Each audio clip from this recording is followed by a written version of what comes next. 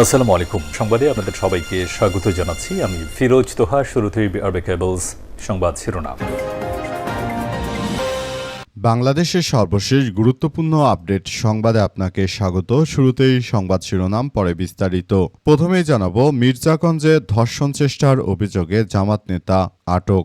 পটুয়াখালীর মির্জাগঞ্জে তাবিজের কথা বলে নিজ ঘরে নিয়ে এক নারীকে ধর্ষণ চেষ্টার অভিযোগে মোহাম্মদ মুস্তাফিজুর রহমান মাহবুব ৪৫ নামের এক জামাত নেতাকে আটক করেছে পুলিশ। এই ঘটনায় উপজেলার মাধবখালী ইউনিয়নের উত্তর চৈতাগ্রাম থেকে তাকে আটক করা হয়। জামাত নেতার নাম মোহাম্মদ মুস্তাফিজুর রহমান মাহবুব, বয়স ৪৫। তিনি মাধবখালী ইউনিয়ন ৪ নং ওয়ার্ড জামাতের সভাপতি এবং উত্তর চৈতাগ্রামের মৃত জয়নাল মৌলভীর ছেলে। বাড়ির পাশে তিনি একটি ফার্মেসির দোকানে ব্যবসা করেন। সেখানে ওই নারীকে ডেকে এনে তারপর ঘরের ভিতর ২ ঘন্টার মতো রেখেছেন। সেই ঘটনা ঘটার পর এলাকাবাসী তাদেরকে আটক করে থানায় খবর দেয়। এরপর জানাবো, মহেশখালীতে ১৪ অস্ত্র ও সরঞ্জাম সহ আটক মিন্টু বাহিনী প্রধান। কক্সবাজারের দ্বীপ উপজেলা মহেশখালী থেকে বিপুল পরিমাণ অস্ত্র, গোলাবারুদ, অস্ত্র তৈরির সরঞ্জাম সহ মিন্টু বাহিনী প্রধানকে গ্রেপ্তার করেছে কোস্টগার্ড। আজ তার কাছ থেকে উদ্ধার হওয়া অস্ত্রগুলোর মধ্যে ৫টি দেশীয় লম্বা বন্দুক, ৯টি দেশি পিস্তল রয়েছে। আটক ইমাম হোসেন মিন্টু ৩৮ উপজেলার হোয়ানকের বাসিন্দা। দীর্ঘদিন ধরে সন্ত্রাসী কার্যক্রম চালিয়ে যাচ্ছিলেন। এদিকে দুর্নীতি এবং দুঃশাসন মুক্ত সমাজ গঠনের কাজ করছে জামাত, বললেন সেলিম উদ্দিন। দুর্নীতি এবং দুঃশাসন মুক্ত সমাজ প্রতিষ্ঠার লক্ষ্যে বাংলাদেশ জামাত ইসলাম ধারাবাহিকভাবে কাজ করে যাচ্ছে বলে মন্তব্য করেছেন দলের ঢাকা মহানগর উত্তরের আমির এবং ডিএনসিসির মেয়র প্রার্থী মোহাম্মদ সেলিম উদ্দিন। এবারে জানাবো, বিএনপি হচ্ছে জনগণের সরকার, বললেন স্বরাষ্ট্রমন্ত্রী। বিএনপির জাতীয় স্থায়ী কমিটির সদস্য স্বরাষ্ট্রমন্ত্রী সালাউদ্দিন আহমেদ জানিয়েছেন যে বিএনপি হচ্ছে জনগণের সরকার। আমরা সব সময় জনগণের পাশে থাকার চেষ্টা করছি বলে জানিয়েছেন স্বরাষ্ট্রমন্ত্রী। তিনি বলেন, দেশের যতই সংকট আসুক না কেন বিএনপি সব সময় দেশের সাধারণ মানুষের পাশে থেকেছে। এবং সর্বশেষ জানাবো, জুলাই হত্যাকাণ্ডের বিচারের দাবিতে ছাত্রশক্তির কফিন মিছিল। জুলাই গণহত্যার বিচার, শহীদদের প্রতি শ্রদ্ধা নিবেদন এবং রাষ্ট্র সংস্কারের দাবিতে ঢাকা বিশ্ববিদ্যালয় কফিন মিছিল ও সংহতি সমাবেশ করেছে জাতীয় ছাত্রশক্তি। সংগঠনটির নেতারা বলেছেন যে জুলাই হত্যাকাণ্ডের সঙ্গে জড়িতদের দ্রুত ও দৃষ্টান্তমূলক বিচার নিশ্চিত না হলে শহীদদের আত্মার প্রতি প্রকৃত সম্মান জানানো হবে না। প্রিয় দর্শক, এতক্ষণ শুনছিলেন সংবাদ শিরোনাম, এবারে বিস্তারিত। তবে তার আগে বন্ধুরা, অনুরোধ থাকবে এই সংবাদটিতে একটি লাইক দিন। এই চ্যানেলে আপনি নতুন হয়ে থাকলে আমাদের সংবাদটি দেখতে দেখতে চ্যানেলটি সাবস্ক্রাইব করে রাখুন। কমেন্ট করে বন্ধুরা আপনার মূল্যবান মতামত জানিয়ে দিন আপনি বিশ্বের কোন দেশ থেকে বা বাংলাদেশের কোন স্থান থেকে আমাদের সংবাদটি দেখছেন এবং শুনছেন।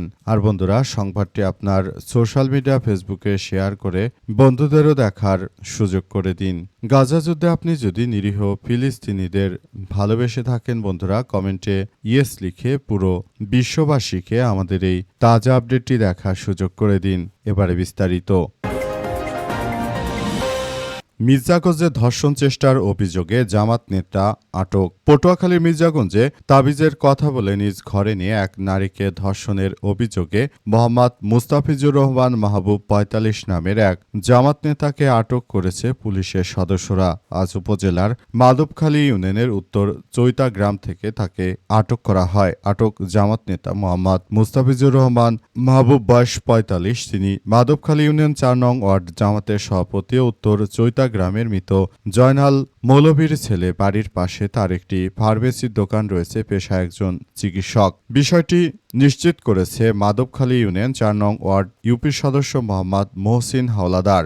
নারীর অভিযোগে জামাত নেতা মুস্তাফিজুর রহমান তার নারীর ভাইয়ের ছেলেকে তাবিজ দেওয়ার কথা বলে বৃহস্পতিবার সন্ধ্যায় ঘরে এনে তাকে জোরপূর্বক ধর্ষণের চেষ্টা চালায়। পুলিশ ও স্থানীয় সূত্র থেকে জানা গেছে যে নারীর স্বামী ও ৯ বছরের একটি ছেলে সন্তান রয়েছে।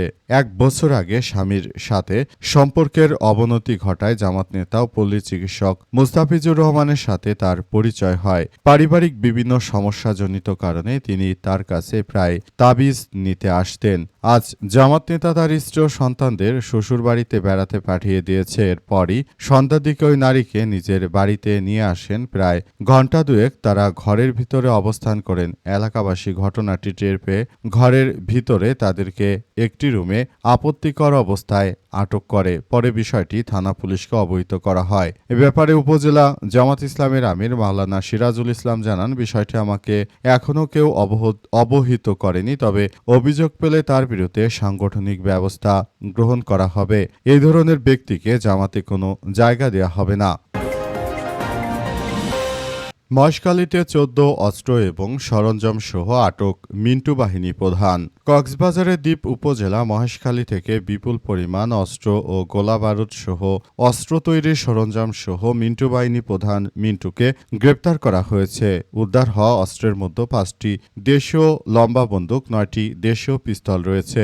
আটক ইমাম হোসেন মিন্টু ৩৮ মহেশখালী উপজেলার হনকের বাসিন্দা। সে দীর্ঘদিন ধরে কুখ্যাত ও দুর্ধর্ষ সন্ত্রাসী মিন্টু বাহিনীর প্রধান হিসেবে বিভিন্ন সন্ত্রাসী কার্যক্রম চালিয়ে আসছিলেন। আজ বিকেলে কোস্টগার্ডের মিডিয়া কর্মকর্তা লেফটেন্যান্ট কমান্ডার সাব্বির আলম সুজন এই তথ্য নিশ্চিত করেছেন। তিনি জানান যে গোপন তথ্যের ভিত্তিতে কক্সবাজারের মহেশখালী উপজেলার হোয়ানক ইউনিয়নের করুণতলী সংলগ্ন গহীন পাহাড়ে একটি সন্ত্রাসী চক্রের আমরা খবর পাই। এরপরই পুলিশের সদস্যরা সেখানে গিয়ে তীব্র অভিযান চালায়। অভিযানের এক পর্যায়ে উক্ত সন্ত্রাসীদেরকে আটক করতে সক্ষম হয়েছে দেশপ্রেমিক বাহিনী। তারা জানিয়েছে যে কোনো মূল্যে আমরা এই ধরনের সন্ত্রাসীদেরকে আটক করে তারপর উপযুক্ত শাস্তির আওতায় নিয়ে আসব।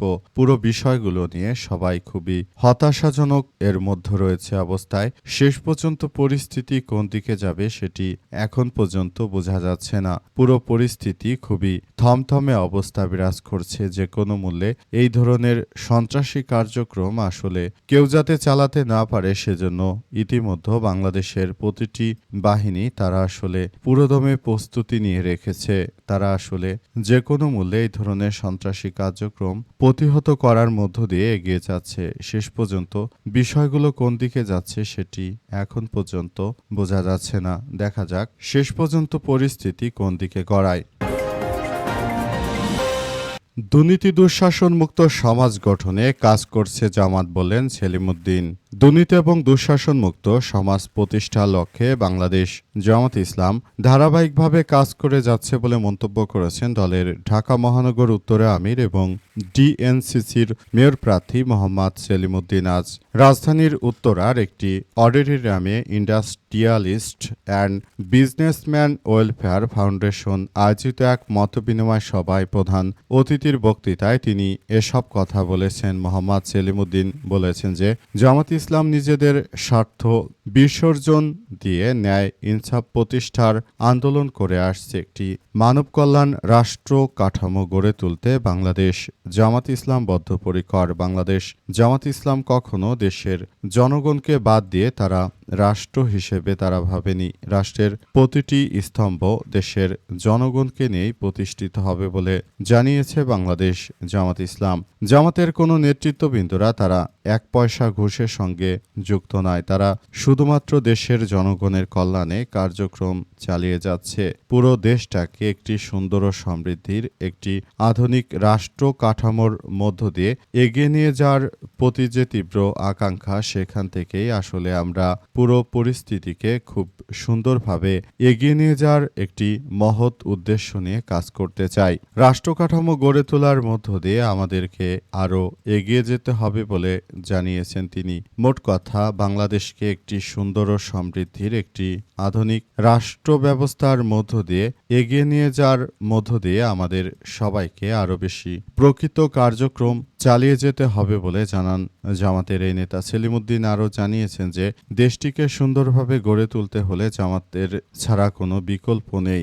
আমরা বলতে চাই যে জামাত ইসলাম যেভাবে তারা তাদের কার্যক্রম চালাচ্ছে, ভবিষ্যতে বাংলাদেশকে একমাত্র জামাত ইসলামের নেতৃত্বাধীন সরকারই এগিয়ে নিতে পারবে। এছাড়াও আর কোনো সরকার বাংলাদেশকে এমনভাবে এগিয়ে নিতে পারবে না বলে এমন কথা উল্লেখ করা হয়েছে। নতুন করে দেশটাকে সুন্দরভাবে সাজাতে হবে সেই প্রত্যাশার কথা জানিয়েছেন জামাতের এই নেতা।